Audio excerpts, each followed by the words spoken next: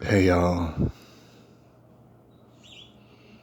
it's May the 5th, 2020, and y'all want to take a brief few minutes out with you to share with you a story that happened to me this past weekend from Friday night into Saturday morning. I want to share with you real briefly this story. You may find it concerning, all right, or maybe you won't. I'm actually curious to know. This might be normal dealings for some people out there, but I have to stress that it is not for myself, especially, the part of town that I hang out in. Okay. So this past Friday night into Saturday night, of course, I work overnight. I'm working. I'm at my place of work. Lunchtime arrives, and I'm ill prepared, all right? Sometimes I'm very prepared, sometimes not so much. And so sometimes when I'm ill prepared, I become a little bit desperate. And in these times, I walk to the gas station during my lunch break. All right, it's a pretty short lunch break, but gas station isn't very far. All right, it's probably not even a quarter mile, maybe about a quarter mile down the street. Okay, plenty of time to go over and then walk and then come back with my treats and my goodies. All right, to include a cheese Danish typically, maybe some potato chips. All right, and it's not good for you. None of this stuff. Big Red, if you're from Texas, that's a soda pop. All right, it'll give you straight diabetes. It's a lot of people who aren't from Texas cannot drink Big Red. Basically, I'm here to tell you, it's too powerful. Okay, it tastes like bubblegum soda. It's good, but it'll give you diabetes. Anyways, I go to the store because I'm desperate. I get my goodies. I slap on my mask in the store. Hey, that's what happened. That's what happens in gas stations nowadays. You can't even go in a gas station without one. So I get my goodies and I tear off my mask and I say, forget that. And I walk back into the night with goodies in hand, fixing to go back to work, right? An interesting situation arises now.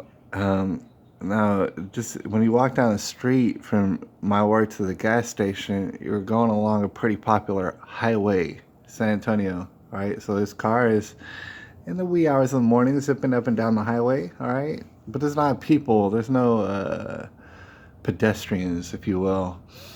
All right, ever. I've taken this trip dozens and dozens and dozens of times. All right. And of course, I got my blade with me, so it's not like I'm going out there naked. All right, so I'm coming back from the gas station, back to work, down this highway, not necessarily down the highway, but down the access road, off to the side of the access road. All right, walking back, and I walk past this store that this store actually has a pretty sensitive alarm system, and that if you walk too close on the property, you're gonna set off an alarm. A robot's gonna tell you to back up. They're not playing around, and pretty soon the police are gonna be alerted. All right. So this has happened before, and I've actually talked to the police on my way back before. Other instances in which the police they roll up behind me and then I gotta answer questions. Namely, the fact is I work down the street. No, I'm not trying to steal from this store and stuff like that. So they want to know about that. All right. So in this instance, this past Friday night into Saturday morning, basically Saturday morning, it was 3 a.m. I'm walking back, and a car rolls up from behind me. Right, very suspect. I don't like that. Don't roll up behind me like this. And it's very slowly rolling up behind me on the access road. And I'm like, what is this that I gotta deal with? All right. And they turn on the red and blue lights. I'm like, okay, maybe somebody set off an alarm. I don't know. I'll just tell them I work down the street. It's not even gonna be a problem. So I'm turning around, I'm fixing to tell them what's up.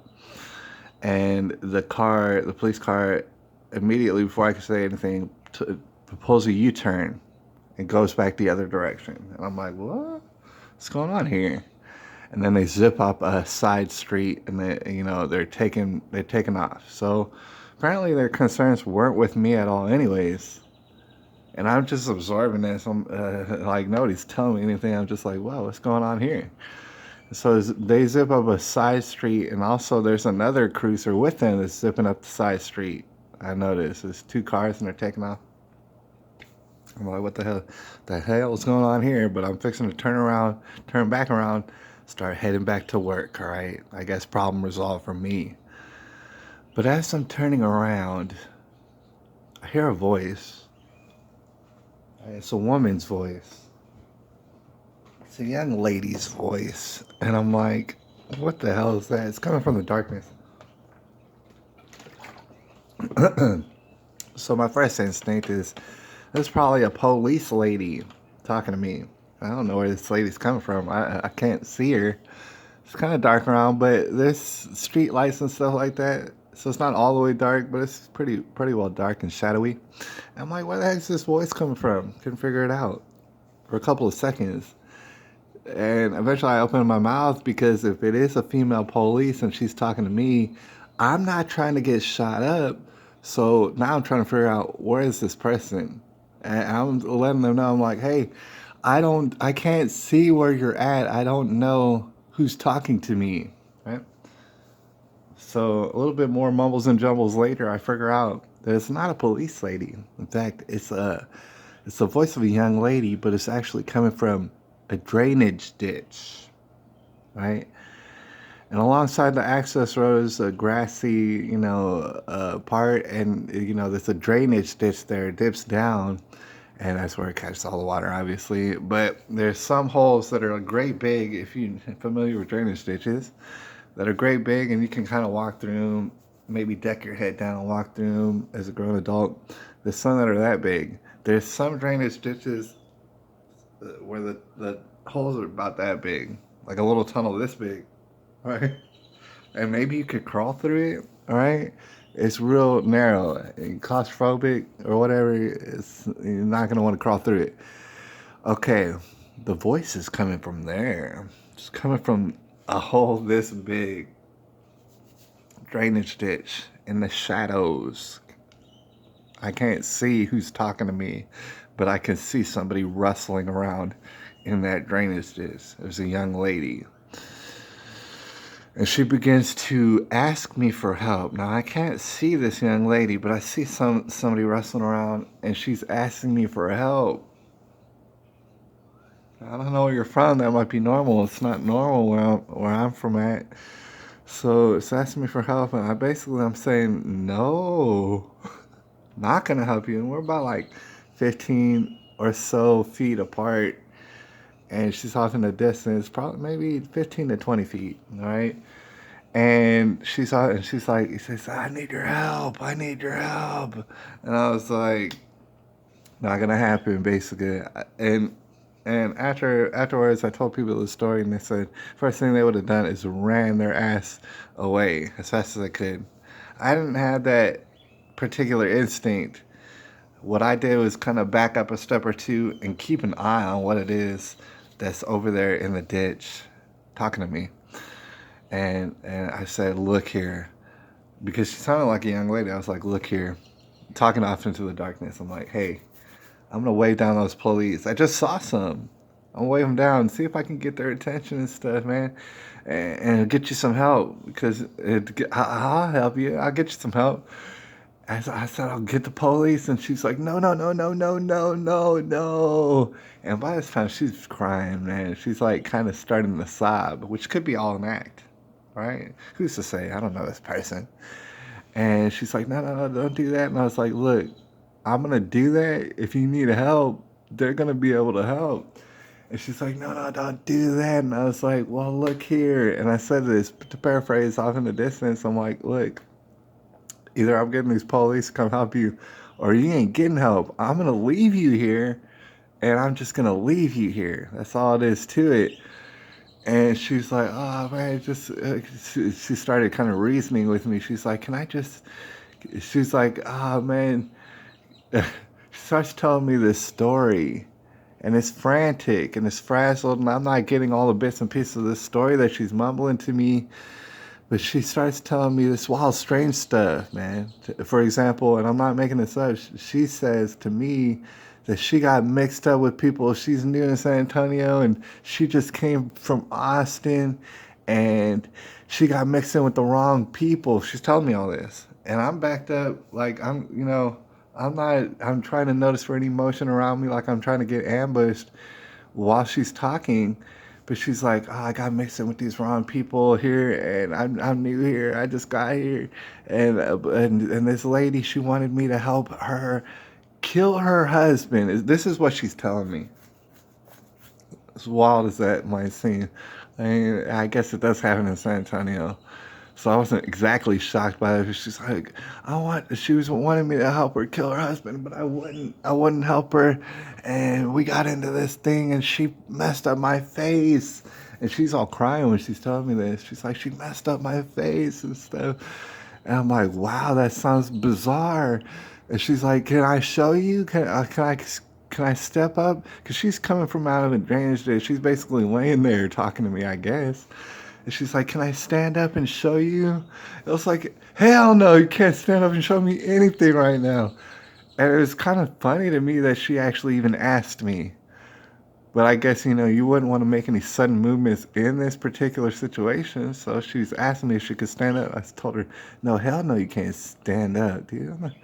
I don't want to see your face. She's like, let me show you my face. I was like, no, I want to see your damn face. And she's like, can I walk with you back where you're walking? And I already, unless you're a dum-dum, you're having all sort of red flags popping up. And of course, I didn't say yes. No, you can't walk with me back where I'm walking. How's it going to help you anyways? There's a million questions, but the answer is no. No, you can't walk with me. And she's like, oh, how come I can't just walk with you? And I was like, because I don't know who you are, dude. Like, I have no idea who you are. No, you can't come walk with me in the middle of the night. And then I swear, and this isn't the real name. The first name that she gave me is the real name that she gave me. But the second name, for secrecy's sake, is a different name. She says to me, "My name is Priscilla Gonzalez." And I look back at her and I'm like, what the hell does that mean to me? In fact, I think I asked her, am I supposed to Google that? Like, how, Priscilla Gonzalez? Really? That's who you are? Fine, come walk with me in the middle of the night. Of course not. I was like, dude, that doesn't tell me anything. All right? And I'm just going to leave you here, dude. If I can't help you, then I can't help you. And by this time, like, the tears are building up. The sobbing is even harder and stuff. I'm like, she's like, fine, okay, just let me leave. And I was like, fine, leave. She's like, just let me leave and I'll get out of here and I won't be a problem anymore and stuff. She's like, just let me leave and stuff. I'm like, fine. So I back up a little bit. I'm like, fine, get out of here. Get out of here, I guess. It's nothing I can do for you. And I noticed that she's coming up out of the shadows. It's one person. I'm sure to see there's only one person coming up out of the shadows, and it's a very short person, maybe 5'4" at most, right? Short, little lady, little Hispanic lady, I could tell. And it's in the shadows, can't see her very well. I see her face kind of, but not really. It's kind of shadowy, so I don't see if there's anything gruesome with her face. And she's like, okay, and she's walking away, and she starts walking towards the highway, which is a little ways off. And I stay, and I'm stood there by the access road, just watching her, walking off, making sure she walks off, nobody pops up behind her. And she goes ahead and she does that. She walks to the highway, and awkwardly enough, while bawling and sobbing, and I can hear her, she's off in the distance now, now she's like maybe 20 yards away, or probably even more, 20, 25 yards away, over by the highway. She's sobbing and crying and stuff. I see it. And basically, she's she's around my age maybe. Lady, Hispanic, like I said, 5'4" at most, built like a twig, not very intimidating at all. She had a lesbian haircut, the kind of sideways short haircut, shaved head on the side, and in the back. And it's this kind of lady, and she's sobbing and stuff, man. walking down the highway, same direction as me, which is awkward enough because now I'm walking back to work down the access road. She's walking the same direction down the highway. And so we got a distance between us, but we're still walking the same direction. So I'm seeing her this whole time, just sobbing and crying, walking down the highway. And yes, in fact, putting a thumb out, doing the hitchhiking thing. I'm like, dude, you're making bad decision after bad decision, Priscilla. I'm looking at her like, dude, you won't get the cops, but you're gonna quick to get like a stranger to give you a ride down the damn highway, probably back towards Austin, which is the direction she was going. And I was like, wow, it's damn ridiculous. And I'm just watching it the whole time. For like 5 minutes, we're walking back. As I'm walking back now to work, she's walking, and I'm keeping an eye on her the whole time. And she's sobbing and hitchhiking, basically. Nobody's picking her up. And, you know, the thing is, far be it from me to understand why someone would pick up a stranger in the middle of the morning looking like that. And,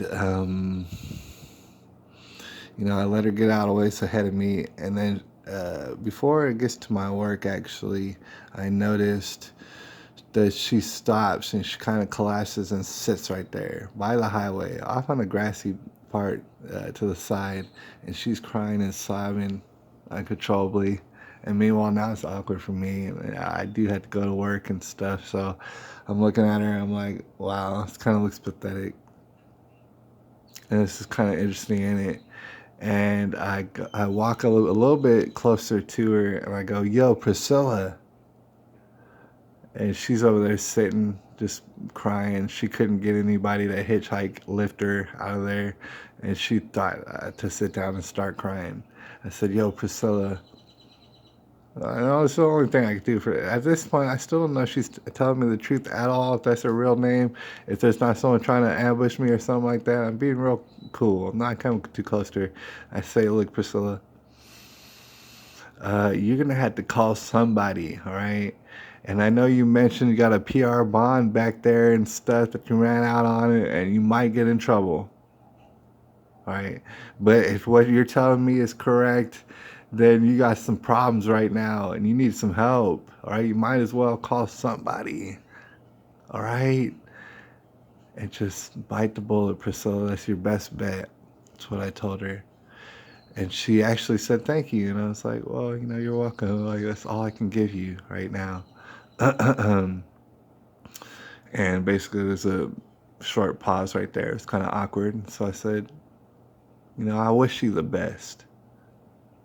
And she looked back at me, you know, as much as I could see her, and she said, I wish you the best as well. And we parted ways. And I walked away, and she sat there sobbing, and I went to work. It was very weird. Very, very weird, all right? Very awkward. And to me, it was a sign of the times. It's not something that typically happens.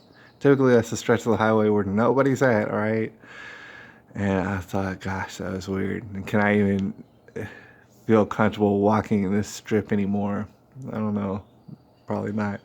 At least carry a blade with me if I'm going to go down there. All right. But I don't know. Could be problems. Maybe that's a sign of the times.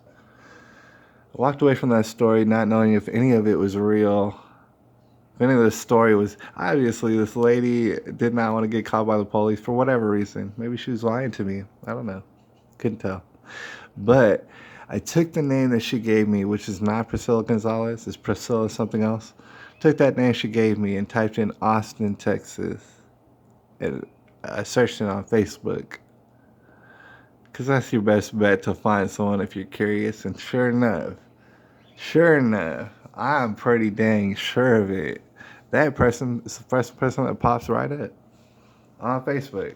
So I catch this person. So here's the thing. Either that person gave me their real name and it's a desperate situation and everything about that was real, and it could be. Or that person set up a Facebook beforehand with this fake name and stuff and it was wanting to use that as an identification. I don't know. I kind of think the first one was probably the more likely one, but who knows. And on her Facebook, it was talking about how she just moved to San Antonio on April the 17th, by the way. So according to her story, she just moved to San Antonio on April the 17th, and at this point, she's crawling up out of a ditch running from the police, trying not to get snatched up and brutalized by someone who's trying to coerce her into murdering their husband here in San Antonio. Didn't take but a couple of weeks. Right, San Antonio could be a wild place. So can Austin, South Central Texas, and the more south you go, the more wild it goes. I'm pretty sure. But I'm not used to that sort of thing. And hopefully, I would like to say, hopefully, I wouldn't see more of that. But I do believe it's a sign of the times. And I do believe we're going to see more and more of that. Well, it's unusual. And I don't appreciate it. But, anyways, it did happen. And I got to get up out of here. I appreciate y'all. It's May the 5th, 2020.